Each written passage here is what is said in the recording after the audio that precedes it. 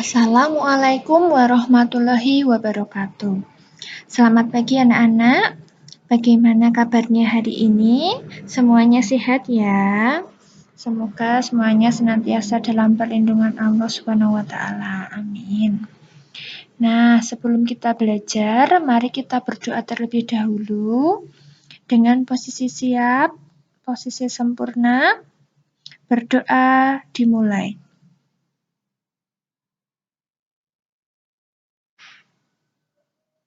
Ya, cukup. Hari ini kita akan belajar SPDP dengan materi tari ya. Beberapa waktu yang lalu kalian pernah Bu Ruli minta untuk menarikan beberapa gerakan dari suatu tarian. Nah, hari ini kita akan belajar juga tentang tari.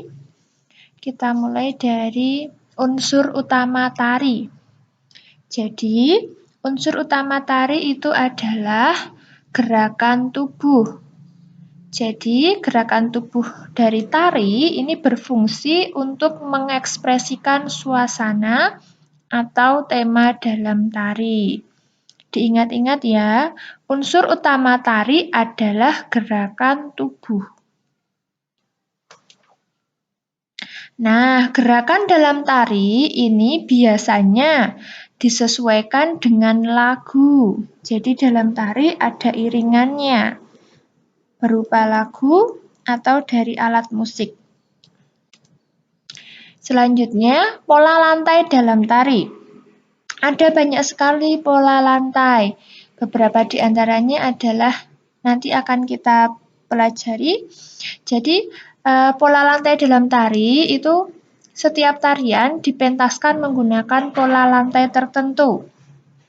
Pola lantai itu adalah formasi yang dilakukan penari dengan perpindahan, gerakan, atau pergeseran posisi saat menari.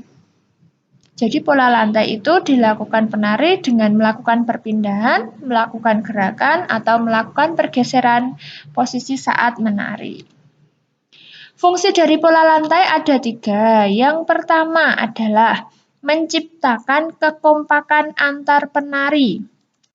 Yang kedua, memperindah tarian. Jadi tarian tidak monoton, tidak melingkar terus, tidak lurus terus. Jadi biar memperindah tarian. Yang ketiga, membentuk komposisi dalam pertunjukan. Nah, ini salah satu beberapa contoh dari pola lantai. Yang A, ini adalah formasi membentuk pola lantai diagonal. Ini diagonal serong ke kanan, ke kiri. Serong ke kiri ya. Kemudian yang tengah, nah ini kalau diberikan garis itu akan membentuk segi 5. Jadi ini adalah formasi penari membentuk pola lantai segi 5. Sedangkan yang C, ini formasi penari membentuk pola lantai garis lurus ke depan. Jadi lurus seperti itu. Yang D, nah ini pola lantai zigzag. Jadi pola lantainya tidak lurus tapi zigzag. Lihat dari A ke B, ke C, ke D, ke E, kayak gitu. Yang E itu adalah pola lantai membentuk lingkaran. Jadi dalam tarian itu kan ada beberapa tarian yang menggunakan formasi lingkaran. Itu bentuknya seperti itu.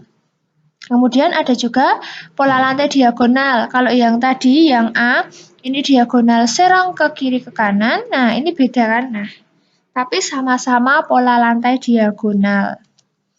Ini kalau misalnya tidak, ini juga bisa pola lantai lurus, berbentuk segi 4, berbentuk U, berbentuk zigzag, berbentuk S, berbentuk segitiga, dan pola lantai segi 4 silang. Kalau dalam tarian itu seperti ini. Jadi di tari Saman Aceh, itu pola lantainya horizontal. Jadi mereka horizontal ya. Kalian tahu apa itu vertikal, apa itu horizontal? Kalau horizontal itu dia lurus ke kiri ke kanan. Kalau vertikal ke atas dan ke bawah. Kalau tari itu biasanya horizontal. Terus ada juga pola garis lengkung ke depan. Jadi lengkung ke depan itu seperti itu formasinya. Itu ada di tari sekapur sirih di Bengkulu. Kemudian ada juga tari pendet di Bali. Itu dia menggunakan garis lengkung ke depan juga. Yang selanjutnya ini adalah tari piring. Jadi tari piring ini menggunakan garis lurus atau pola lantai segi 4. Jadi berbentuk segi 4. Selanjutnya, macam-macam tari di Indonesia. Yang pertama, itu ada tari nguri. Nah, tari nguri ini berasal dari Sumbawa, Nusa Tenggara Timur. Tari ini dilakukan secara berkelompok, bukan individu ya, tapi berkelompok. Dan tari ini menggambarkan keterbukaan dan keramah-tamahan warga Sumbawa. Penciptanya itu adalah Haji Mahmud Desbatekal. Nah, selanjutnya yang kedua adalah tari Jaipong. Tari Jaipong ini berasal dari Jawa Barat, diciptakan oleh Gugum Gumbira, dan merupakan paduan dari tari ketok tilu, tari topeng banjet, dan bela diri.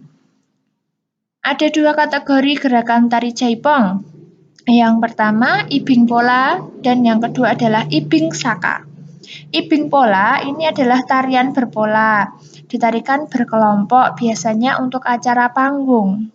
Jadi untuk acara panggung, di panggung. Kalau ibing saka, ini tariannya acak, posisi penari dan penonton sejajar. Biasa disebut bajidor. Begitu ya.